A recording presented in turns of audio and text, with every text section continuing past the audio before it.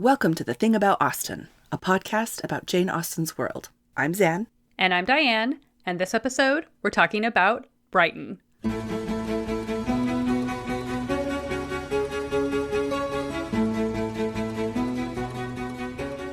We are back with Pride and Prejudice today as our starting point. Kitty and Lydia have come to a town not far from Longbourn to meet Elizabeth and Jane, and Mariah, don't forget about Mariah, as they return from their travels. They all sit down for lunch together, and Lydia bemoans the fact that the soldiers that have been encamped at Meryton are now being moved on to Brighton. And so here is the passage from the book. "Are they indeed?" cried Elizabeth with the greatest satisfaction. And then Lydia says this. "They are going to be encamped near Brighton, and I do so want Papa to take us there for the summer. It would be such a delicious scheme. And I dare say it would hardly cost anything at all. Mamma would like to go too, of all things. Only think what a miserable summer else we shall have." "Yes," thought Elizabeth, "that would be a delightful scheme indeed, and completely due for us at once. Good heaven, Brighton and a whole camp full of soldiers to us, who have been overset already by one poor regiment of militia and the monthly balls of Meryton." And I love that it is, in the novel, it's Lizzie who says a whole camp full of soldiers, but in the 1995 adaptation, she says something like that, and then Lydia's like, "A whole camp full of soldiers." And Lizzie's like, "No, this is not a good idea." So Brighton is a seaside resort town on the south coast of England in the county of East Sussex. It's about 50 miles or 80 kilometers, depending on your route, south of London. More importantly, in the context of Pride and Prejudice, it's nearly 80 miles or 130 kilometers south of Hertfordshire. And it frames Lydia's assertion that it would hardly cost anything as pretty absurd, since the travel alone for their entire family of 7 people would have been quite the undertaking. Hardly cost a thing, really. Just to transport 7 people, all of their servants, all of their luggage, no problem. Right. Not a problem at all. There was no JetBlue in this time. That's right. Let's get into some of the history of Brighton. So for most of the 16th and 17th centuries, Brighton was a fishing village. One of its earliest claims to fame was that, according to tradition, Charles II spent a night there in Brighton during his escape to France. That's just kind of the lore around Brighton before this time. But in the 1740s, Brighton became a location of interest as a health destination thanks to Dr. Richard Russell, the 18th century physician who encouraged his patients to use a form of water therapy, which included drinking salt water and also sea bathing. So he really sets off this massive craze and uses Brighton as the base for his treatments. This is why Mrs. Bennet has that moment later when she says, "A little sea bathing would set me up forever." And it's because Brighton is pretty much the it town for medicinal sea bathing at this point. It's the cool place to go get your dip in the water. And we fully anticipate a dedicated episode to sea bathing and the medical beliefs around it at this time, sometime during the summer, as is seasonally appropriate. Right. So stay tuned for that. After this craze for Brighton as a seaside kind of resort, Brighton becomes patronized by famous people such as Fanny Burney or Samuel Johnson during the mid-1700s. And in 1783, Brighton's biggest patron, George, the Prince of Wales, had his first visit. And in the summer of 1793, while serving in the militia, Jane Austen's brother, Henry, was in Brighton with his regiment, the Oxfordshires. So there's the family connection, there's the prince connection. Brighton really does take off after, in the late 1700s. There are a couple of specific landmarks that need to be discussed in order to really get a sense of Brighton and just what was going on there during this time. And the first is undoubtedly the Royal Pavilion. Yes, the Royal Pavilion is one of Brighton's most stunning landmarks, since it is a colossal estate built in a unique Indo-Saracenic architectural style on the outside and a very distinctly Chinese style on the interior. It's impossible to miss. It's one of the distinguishing features of Brighton. But the Royal Pavilion actually started out as a relatively humble, double-fronted 2-story farmhouse in the 1770s, and the Prince of Wales leased that from Thomas Kemp. In 1787, the prince asked his architect, Henry Holland, to enlarge the estate, and So Holland more than doubles the original building by constructing a duplicate farmhouse next to it and then connecting the two with a really large domed rotunda called the saloon. There were extensive other additions and alterations, but by the end of this building phase in 1788, the building was renamed the Marine Pavilion, and it's starting to look pretty grand. Just the name Marine Pavilion, that is something at Epcot. Yes. That is a Disney World feature.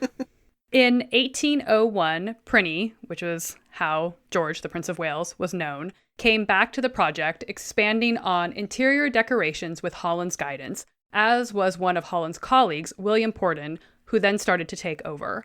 And in 1805, Humphrey Repton, who we mentioned in our episode on Blaise Castle, really just our favorite landscape architect here on The Thing About Austin, he was called in to consult on the landscape. According to Historic England's listing on the Royal Pavilion, the idea for redesigning the Marine Pavilion as an Indian palace can be dated to the years 1803 to 1805 during the Porten-Repton collaboration. And I just want to note with all of this, there is really a lot of appropriation and exoticization going on here. It all seems very much based on whatever Prinny's current fancy or whim was, and just kind of hodgepodging various aspects of these other cultures together. Right. It's definitely like their version of what these things look like. Yeah, their version of what they think it is in their head. Again, very much Prinny's Regency amusement park. Mm-hmm. Yeah. And the final phase of building on this pavilion started in 1811, when the prince became the regent. And so the architect James Wyatt started a new building phase, and then in 1815, John Nash began the massive exterior work that gives the building the appearance that it has today.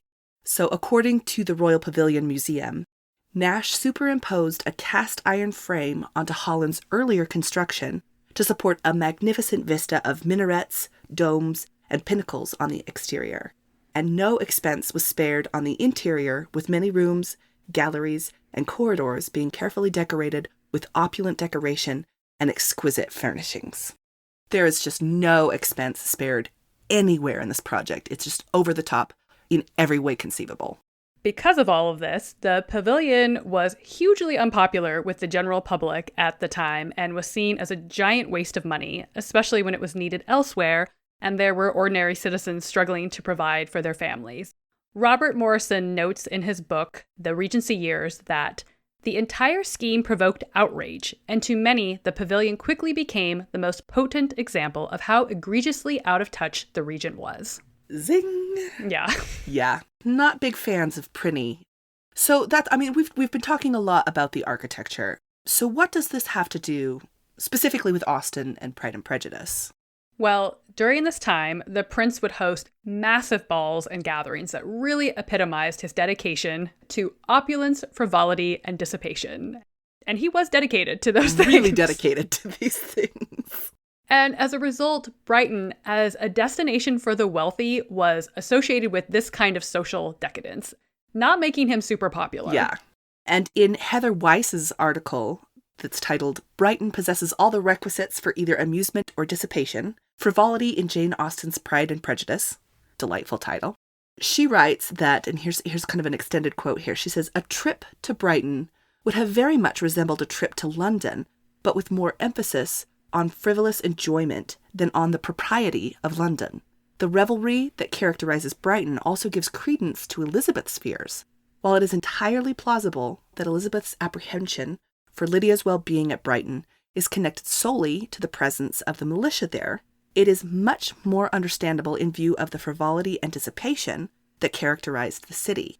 Brighton's permissive atmosphere would have greatly exacerbated Lydia's propensity for ill manners and self-indulgence. So Weiss here kind of saying, like, there's a lot of nuance to the references to Brighton. It's where you go to just do whatever you want. Mm-hmm. If Prinny's doing it, you can do it, basically. Exactly. And he was basically doing everything. So there's definitely the sense that Brighton as a town has a lot of cultural connotations that Austen expects her readers to be picking up on here. Contemporaneous readers would have understood that Brighton, it's a bit of a Sin City kind of situation. Yes. What happens in Brighton stays at Brighton. Exactly. Another really important aspect of the city, and one of the lesser known important sites in Brighton, especially in the context of Pride and Prejudice is the Preston Barracks. The barracks were completed in 1793, and there was an infantry barracks built in Church Street in Brighton, and then a much larger artillery and cavalry barracks built near the city of Preston, like just outside of Brighton. And when I say it was a large barracks, I mean they built stables for over 1,000 horses. These barracks were, of course, built largely out of the fear of invasion from France during this kind of revolutionary period. So when Lizzie mentions a whole camp of soldiers in Brighton, she's not joking. I mean, again, this is definitely what Lydia imagines as part of her time in Brighton. You know, this is what she's envisioning it's going to be like. Once her friend invites her to Brighton, and remember, she's going specifically with Colonel Forster and his wife, so she'd be going with the militia. You know, she's going to have close proximity to these barracks. She has an entire fantasy about how this is going to go down. And I love that Austen actually lets us see Lydia's fantasy here. So this is a quote from the book. In Lydia's imagination, a visit to Brighton comprised every possibility of earthly happiness. She saw, with the creative eye of fancy, the streets of that gay bathing place covered with officers. She saw herself the object of attention to tens and to scores of them at present unknown. She saw all the glories of the camp, its tents stretched forth in beauteous uniformity of lines, crowded with the young and the gay, and dazzling with scarlet. And, to complete the view, she saw herself, seated beneath a tent, tenderly flirting with at least 6 officers at once. The best part is that she's tenderly flirting, but with 6 of you at one time. So, right? Listen, you are each equally important to me, okay? Each of you is my favorite. It's fine. I think that reading this novel, I mean, I've read this novel so many times. I think this is the first time I paid attention to the fact that she's full on having like a thought bubble fantasy going on when she hears the word Brighton. And Mr. Bennet, on the other hand, he's thinking, oh, okay, she's going to go. And instead of this fantasy of tenderly flirting with at least 6 officers at once, nobody will pay attention to her. So he says to Lizzie when she's basically pleading with him, please do not let her go. This is going to be a disaster. This is a terrible, terrible idea.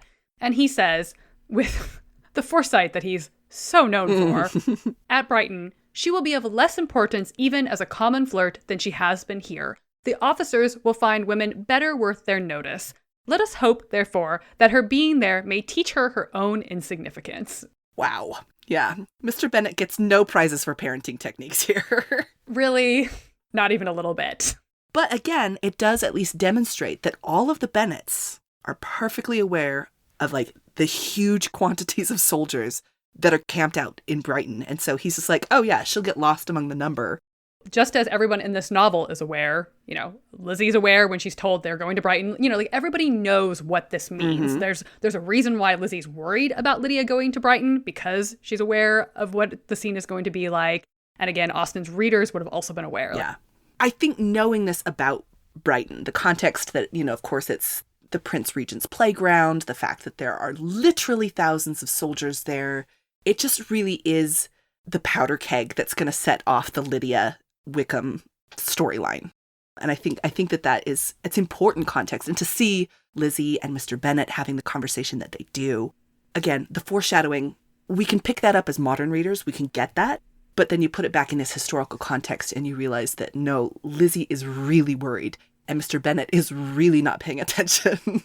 He just like doesn't want her in the house he's just like, oh, this is going to be so great. It's going to be so quiet. I'm going to get so much reading done. It's like, okay, you are, again, not winning any parenting awards. Right. We also see this crop up in one other time in Austen's novels. Brighton comes up one more other time by name, and that is in Mansfield Park. And that it's when the Rushworths are going to go on their honeymoon to Brighton, which, again, it makes sense in the context of that novel in terms of, like, they're wealthy young people. They're going on their honeymoon, so they're going to go to this place where it's just leisure and pleasure all the time, perhaps foreshadowing some of the temptations that Maria is going to be facing down in the later part of the novel. Yeah, it's not like, oh yeah, we spent our honeymoon in the wilds of Scotland or whatever. You know, yeah. like, just the two of us in a cozy cottage, just really spending time with each other because we're so in love. Like, that is not what's happening. We're going to Brighton where we pretty much don't even have to talk to each other if we don't want to, because there's so many other parties and gatherings going on. Which is not to say that obviously Brighton was very popular during this time, so I'm sure there's plenty of people who were also very much in love who also honeymooned in Brighton. But I think with this particular Rushworth example, you can definitely draw some connections there. Yeah, especially, again, since Austen has used the Brighton reference in Pride and Prejudice before Mansfield Park is published. She set a precedent in her novels for things happen in Brighton. Just be aware. Be warned.